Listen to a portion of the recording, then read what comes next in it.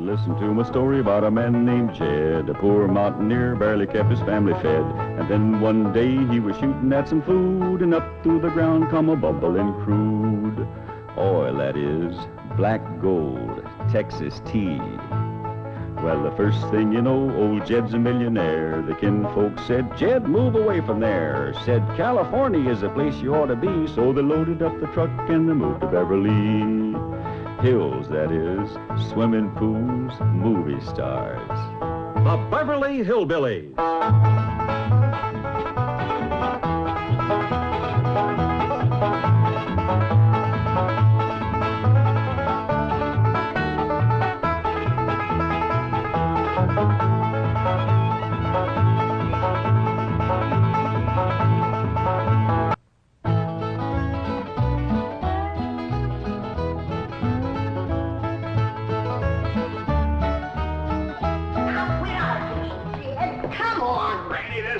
Darn nonsense. Come on, it ain't no such thing. Now, it ain't gonna hurt you none. I got things to do. The first thing you gotta do is sit down here and get your hair cut. My hair don't need cutting. If it gets any longer, I'll have to braid it. I declare, you fight hair cutting like a steer fights branding. Well, the last time you cut my hair, you did brand me. How did I know somebody poured hot gravy in my bowl? Smarted considerable. Sure plastered your hair down nice, though.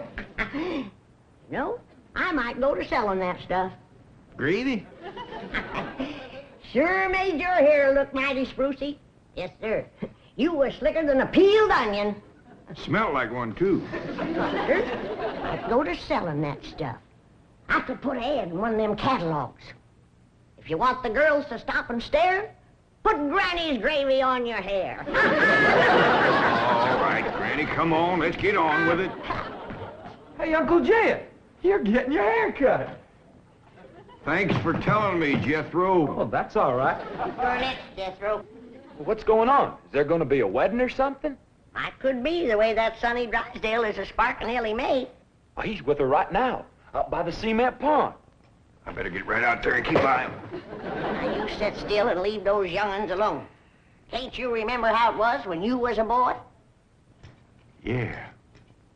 I better get right out there. It's broad daylight. And besides, they swimming. No, they ain't.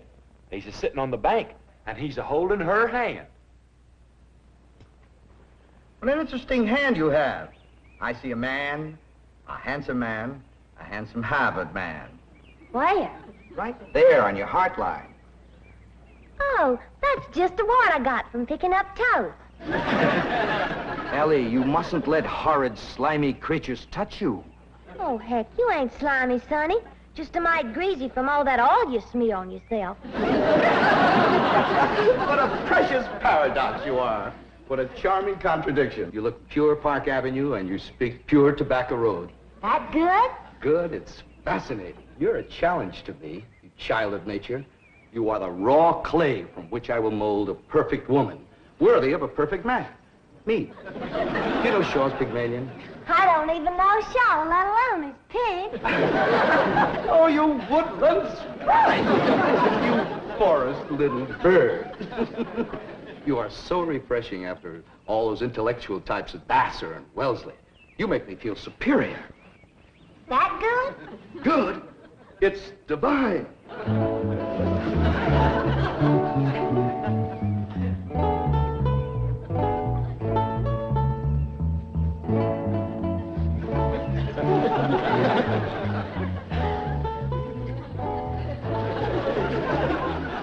I am Caesar. You are a fair-skinned captive, a barbarian slave. Shall I drag you through the streets of Rome behind my chariot? Or shall I throw you into the arena with my lions? No, Caesar has other plans for you, my little savage. You shall be my slave, yes, but only the invisible bonds of love shall make you my prisoner. Come, I shall strum upon my lyre and recite odes to your beauty. What say you to that, fair maiden? How speak you now to mighty Caesar? I I declare, Sonny, you're more fun than a bucket of tadpoles.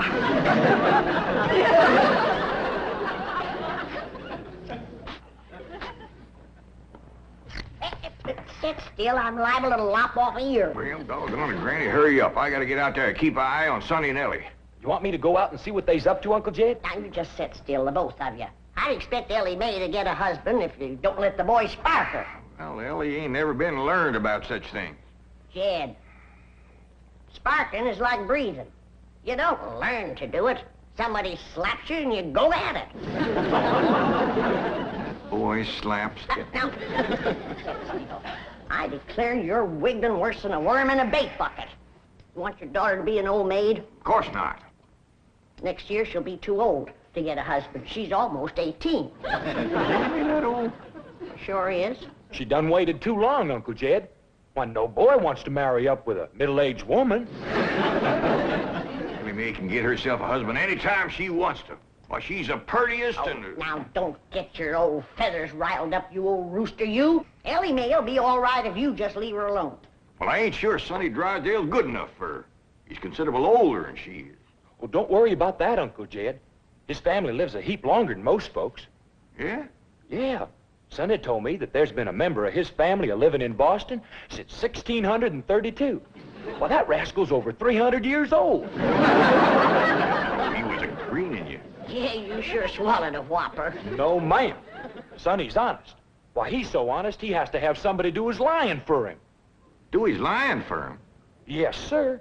Why, I heard him call through the heads to Ellie.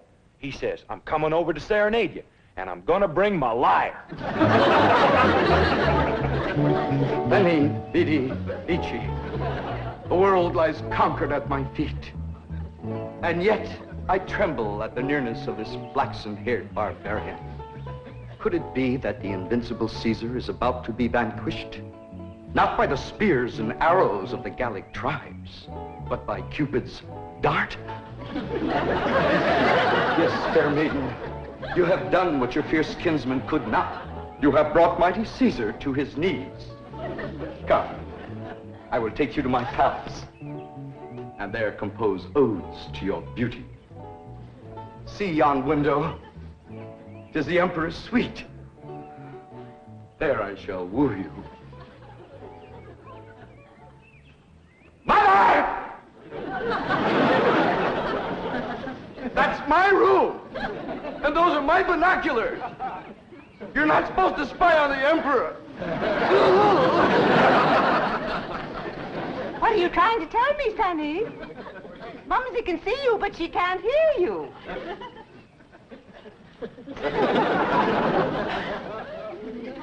Yes, darling, Mumsy is watching. You look magnificent, like Apollo, the god of manly youth and beauty, the god of poetry and music. Look out! You're getting near the water. Be careful. Wait! Mommy will get your inner tube. Come, fair maiden, and I shall sing of your golden tresses and your azure eyes and your skin of alabaster and your other charms that set me aflame. You mean you're really burning? Yes, dear one, and only you can put out the fire. Okay.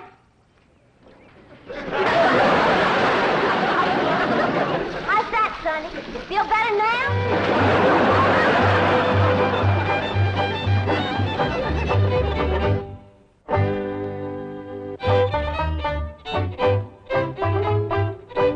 All right, Jethro, you're next. Oh, hi, Ellie Mae. Where's Sonny? Well, he run home to his mama. You didn't throw him down and hurt him again, did you? Shucks no, Pa. He caught fire, so I wetted him down in the pond. Sound like you done the right thing. How'd you catch fire? He said it was my charms that set him to burning. What charms was you toting? Well, just my sack of crawdad bones and my buckeye. We never heard of crawdad bones and a buckeye starting a blaze. What happened to your rabbit's foot? I didn't have it. There you are. You can expect trouble when you ain't toting a rabbit's foot. You know what my teacher over at Pot School said about toting a rabbit's foot? What? She said it's a superstitious invocation contradicted by scientific knowledge. It's always nice to know you ain't been doing something foolish. Don't you worry none, Ellie. You go jump into a purty dress, and I'll walk you up a love charm that I guarantee'll bring Sonny Drysdale back. Yes, I am, Mother. I'm going back. Sonny, darling, you're delirious. Here, bring some of this penicillin. I'll send for an ambulance. Mother, I am perfectly all right. Of course you are, precious. A nice rest in an oxygen tent is all you need. I don't need an oxygen tent or an ambulance. All right, just relax. And Mumsy will call the police. Police? But of course. I mean to have that violent, dangerous girl arrested for attempted drowning. Mother, you will not call the police. I'm going back there right now to see Ellie Mae. Ah, darling, that's very brave of you, but you're in no condition to make a citizen's arrest. Mother, I'm not going to arrest her.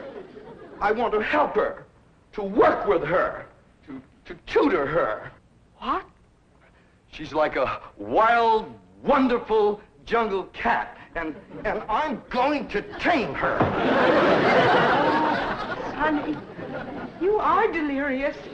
I'll call the doctor. Mother, my mind is made up. That girl needs me. For the first time in my life, somebody really needs me. I need you. The whole world needs you. Ellie Mae Clampett needs me, and I need her. I'll be her Pygmalion, and she'll be my Galatea.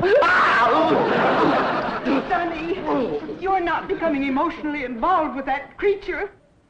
She's not a creature, Mother. She's a girl. A wild, wonderful, beautiful, ravishing girl. Yes, I am becoming emotionally involved. I forbid it. She's not socially acceptable for my baby. Mother, I'm not your baby anymore.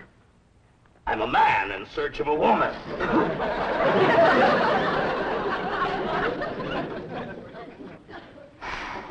Where did he learn that language?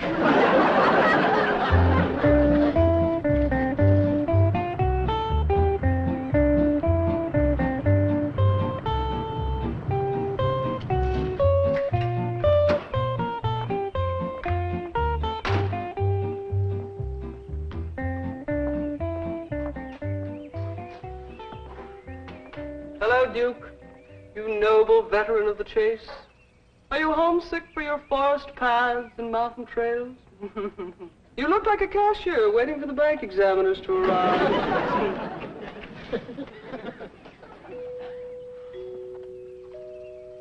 You know, if you were a cashier, you could hide $1 million in here.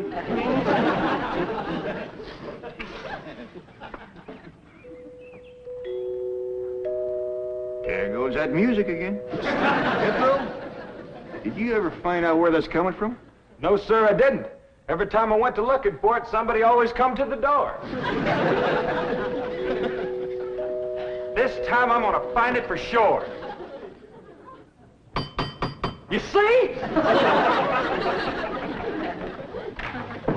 Oh, bonjour, Jethro. Oh, howdy, Miss Hathaway. No.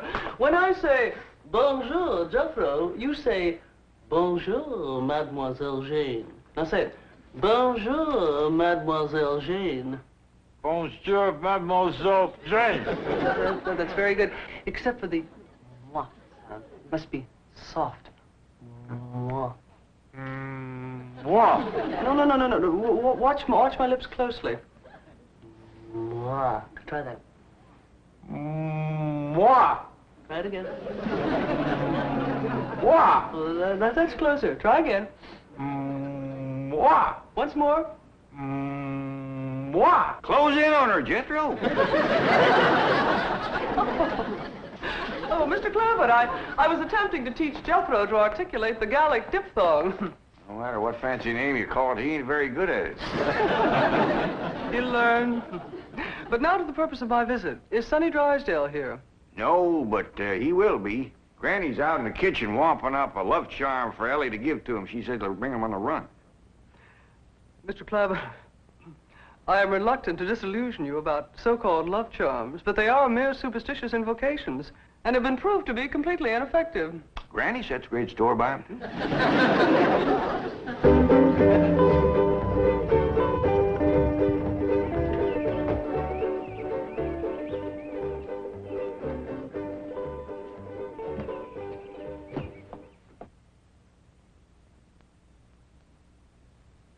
Here you are, Ellie.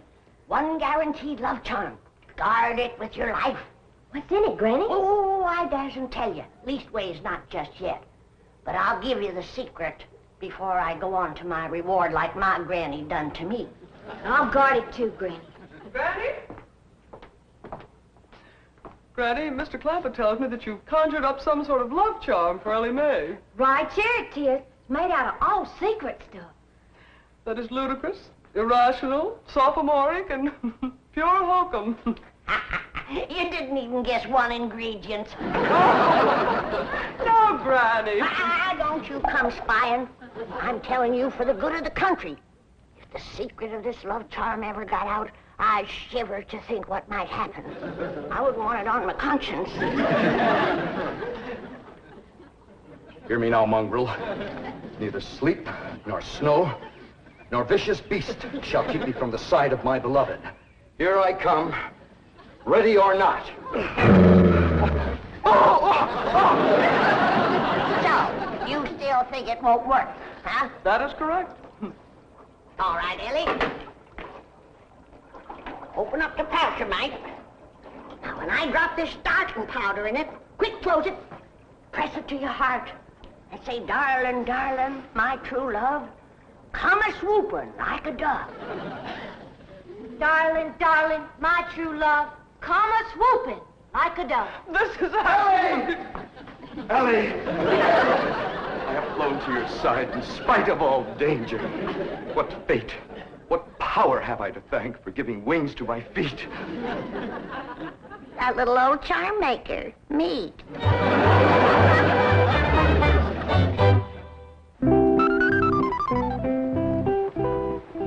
And now we shall begin the transition from Tobacco Road to Park Avenue.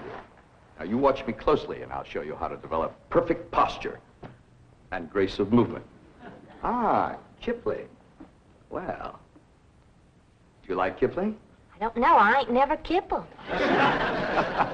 Oh, you are a challenge, you ravishing rustic, you child of nature. Now here, you try it. There we are. Now walk. Go. You'll have to try that again. Now sit down. Now watch me. We walk as though upon a cloud, and we glide with lissom grace. And as we walk, we always keep a smile upon our face. What's he doing? That there is something called kippling. He's trying to learn it to Ellie. Now, this is how you sit in a chair, smoothly and gracefully. There ain't no chair where he's a-sitting. I know. What do you reckon's wrong with that rascal? Appears to me he's about 2 bricks shy of a load. Turn old Duke loose so we can go in there and protect Ellie. Now we'll practice diction and intonation at the same time. How now, brown cow? How now, brown cow? What's he talking about? He thinks old Duke is a cow. You best fetch Granny. Appears to be she's threw too strong a charm on that boy.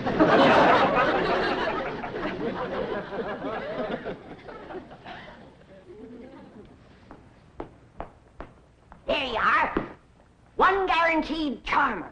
Now, you hold the bag while I sift in the starter. I know this is all a lot of absolutely ridiculous nonsense. Please hurry.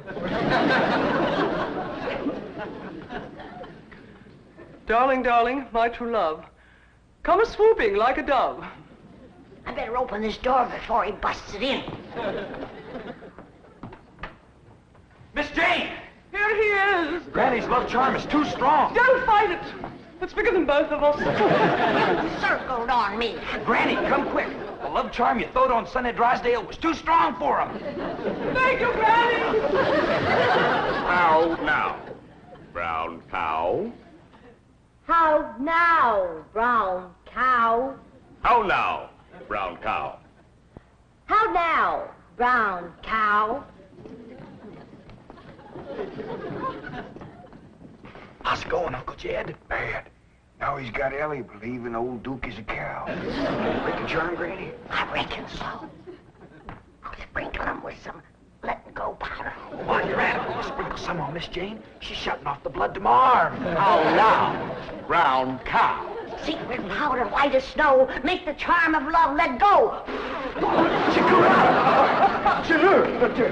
What did you do? The spell is broken. Now, please, everybody listen to me. I must have complete quiet and concentration if I am to transform this bucolic beauty into a sophisticated debutante. Now, I have studied drama at Yale, Harvard, Princeton, and Dartmouth, and I am probably the only living man who can accomplish this difficult cultural metamorphosis in the brief time available. Now, everybody please go while I transfuse into this simple, untutored mind the charm, the polish, the splendor that is Sonny Drysdale.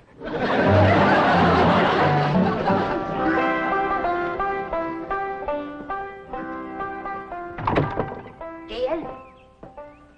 Hi, Granny. Is Ellie and Sonny still in that room alone? It was the last time I was listening, a couple hours ago. They was talking about the rain in Spain, a land in the plain. Well, I guess they can't be up to no nonsense if they're talking about the weather. Doggies, I can't wait to see Ellie all polished up and talking like Sonny and Miss Jean. While you're waiting, I got something for you. What is it? A love charm. What in the Sam Hill I want with that? It ain't what you're wanting, it's what you're getting, a woman. And it's high time you got one, being a widower. Besides, the moon is right. That's why this stuff is working so high-fired powerful. So here. Well, I ain't interested in none of these la-di-da Beverly Hills women, so here. Well, they're interested in you, so here. Who says? Jethro says. Jethro don't know nothing, so here. I reckon Jethro ought to know what's going on in his own school. Besides, I saw her making sheep's eyes at you, so here. You caught who making sheep's eyes at me? Mrs. Millicent Schuyler Potts, that's who. Oh, now. You did? Educate a woman like that? Jethro says she asks for you every day. Oh, what she want with an old mountain goat like me? If I was to put a little starting powder in there, and you was to say the magic words, no woman could resist you. I don't hold with stuff like this. You're scared, ain't you? Oh, I ain't a scared. Then go ahead. I double dog dare you. Well, Open the pouch, you might. Now, well, this is just a lot of doggone nonsense. close it tight, clamp it to your heart, and say the words.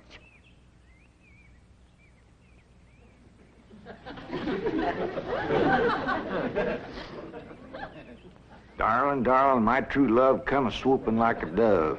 Where is he? Where's my darling? It's Mrs. Drysdale. Where is he? Oh, where is he?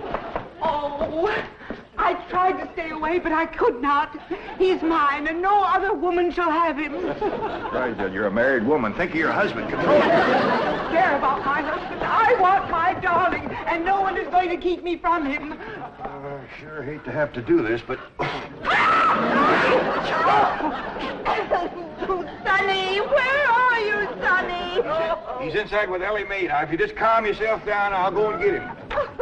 Keep it coming, Miss Drysdale. Howdy, Ma. Was you a-hollering for me? They bring